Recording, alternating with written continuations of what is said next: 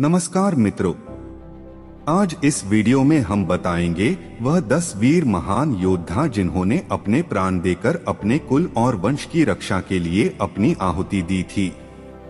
भारत महान शासकों का देश रहा है। अलग अलग काल में एक से बढ़कर एक राजाओं ने भारत पर राज किया है और आज हम आपके साथ ऐसे ही 10 शासकों की सूची प्रस्तुत कर रहे हैं। इस सूची को शासक के द्वारा विस्तार किए गए राज्य की सीमा और उनका भारत की जनता और देश की संस्कृति पर जो असर हुआ है उसे ध्यान में रखकर बनाया गया है।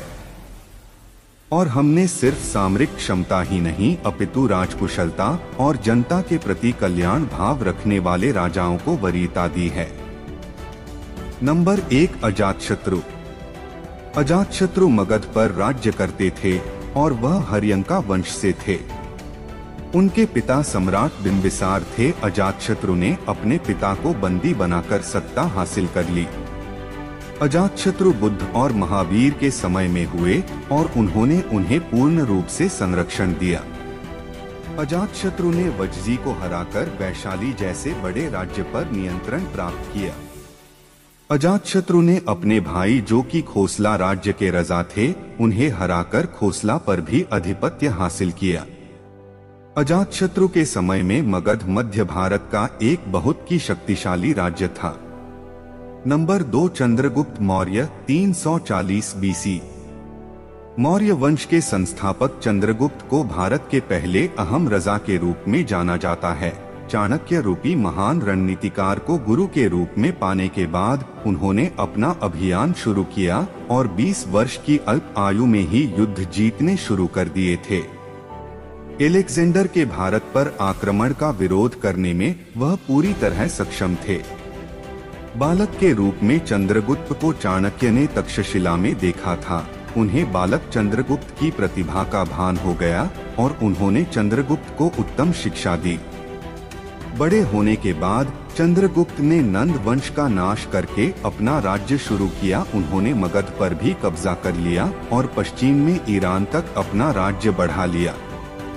उस समय एलेक्जेंडर का सेनापति सेलुकास वहां राज्य करता था। चंद्रगुप्त ने उसे युद्ध में हराकर बहुत सा राज्य वापस ले लिया। नंबर 3, सम्राट अशोक। अशोक महान एक ऐसे शासक थे जिनका राज्य अफगानिस्तान से लेकर बर्मा तक और कश्मीर से लेकर तमिलनाडु तक फैला हुआ था। उनकी राजधानी पाटलिपुत्र थी। अशोक को भारत के इतिहास में सबसे शक्तिशाली राजा माना जाता है।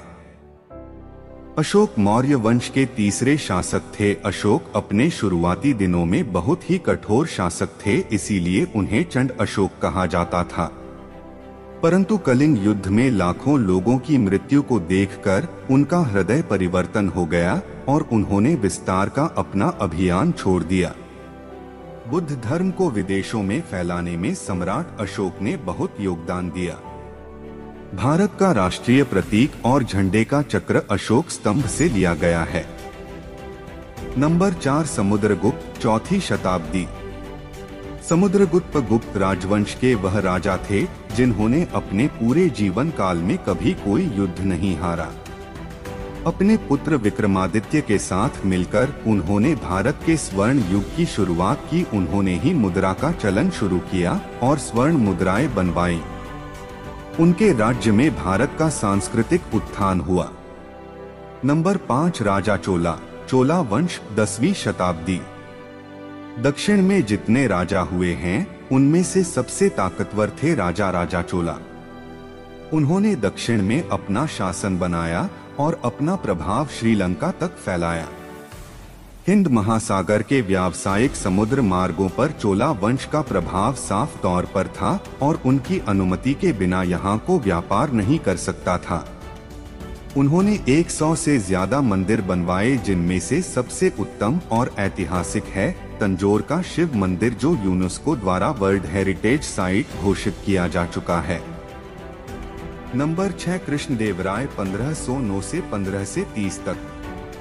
दक्षिण के महान राजा कृष्णदेवराय विजयनगर के शासक थे। उन्होंने दक्षिण भारत में मुगल शासन की बढ़त को रोक दिया और बहुत से मंदिर बनवाए। कृष्णदेवराय तुलुव वंश के तीसरे शासक थे। उन्होंने गोलकोंडा के सुल्तान और ओडिशा के राजा को परास्त करके अपने राज्य का विस्तार किया। कृष्णदेवराय को उस समय के सबसे ताकतवर हिंदू राजाओं में माना जाता है। उनके प्रभाव के कारण बाबर ने कृष्णदेवराय के राज्य पर आक्रमण नहीं किया। नंबर 7 महाराणा प्रताप 1540 से 1597 मेवाड़ वंश राजपूत शासक। मुगल काल में जब राजपूताना के अन्य शासकों ने मुगलों से संधि कर ली थी, तब मेवाड़ की भूमि पर जिस सूर्य का उदय हुआ उसका नाम था प्रताप। माता से मेवाड़ी परंपरा और शौर्य की गाथा सुनकर प्रताप का मन बचपन से ही मातृभूमि की भक्ति में लग गया और उन्होंने अपना जीवन राष्ट्र, कुल और धर्म की रक्षा के लिए अर्पित कर दिया। अकबर से पराजित होने और जंगलों में भटकने के बाद भी उनका साहस नहीं टूटा और महाराणा ने चित्तौड़गढ़ वापस प्राप्त किया और राजपूतों की शान फिर से बढ़ाई। महाराणा ने प्रण लिया था कि जब तक वह चित्तौड़गढ़ वापस नहीं लेंगे तब तक न पलंग पर सोएंगे और न सोने की थालियों में खाएंगे। उन्होंने अपने कर्म के लिए राज्य सुख का उपभोग त्याग दिया था। नंबर 8 राजा अकबर 1556 से 1605। अकबर मुगल वंश के तीसरे शासक थे। उनका शासन गोदावरी नदी के उत्तर में लगभग पूरे भारतीय उपमहाद्वीप पर था। अकबर ही एक ऐसा राजा था जिसे हिंदू मुस्लिम दोनों ही धर्मों के लोगों से बराबर स्नेह और सम्मान मिला।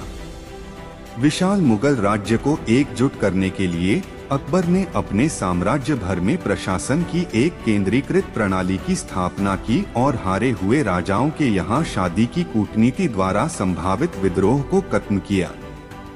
नंबर 9 पर हिंदू हृदय सम्राट शिवाजी महाराज 1660 से 1680 मराठा शासन। शिवाजी शाहजी भोसले मराठा शासन के बहुत ही लोकप्रिय और सफल शासक हुए।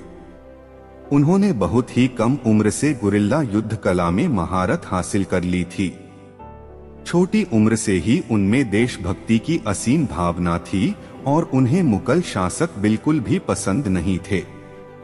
वे एक कुशल नेता, सफल राजनीतिक और चतुर रणनीतिकार थे।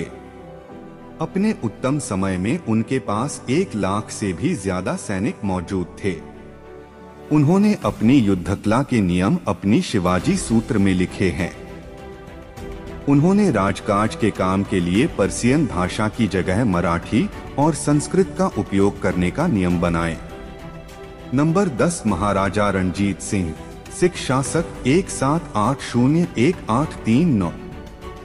सिख शासन की शुरुआत करने वाले महाराजा रणजीत सिंह ने 19वीं सदी में अपना शासन शुरू किया। उनका शासन पंजाब प्रांत में फैला हुआ था और उन्होंने दल खालसा नामक एक संगठन का नेतृत्व किया था। उन्होंने छोटे गुटों में बंटे हुए सिखों को एकत्रित किया। उनके बाद उनके पुत्र खड़ग सिंह ने सिख शासन की कमान संभाली। महाराजा रणजीत सिंह ने मिसलदार के रूप में अपना लोहा मनवा लिया था और अन्य मिसलदारों को हराकर अपना राज्य बढ़ाना शुरू कर दिया था। पंजाब क्षेत्र के सभी इलाकों में उनका कब्जा था। पूर्व में अंग्रेजों के और पश्चिम में दुर्रानी के राज्य के बीच में उनका राज्य था। रणजीत सिंह जी ने पूरे पंजाब को एक किया और सिख राज्य की स्थापना की। महाराजा रणजीत ने अफगानों के खिलाफ कई लड़ाइयां लड़ी और पेशावर समेत पश्तून क्षेत्र पर अधिकार कर लिया। ऐसा पहली बार हुआ था कि पश्तूनों पर किसी गैर मुस्लिम ने राज किया हो। उसके बाद उन्होंने पेशावर, जम्मू कश्मीर और आनंदपुर पर भी अधिकार कर लिया। ब्रिटिश इतिहासकार J.T. व्हीलर के अनुसार अगर वे एक पीढ़ी पुराने होते तो पूरे भारत को जीत लेते। धन्यवाद मित्रों, आशा करते हैं आपको यह वीडियो पसंद आई होगी।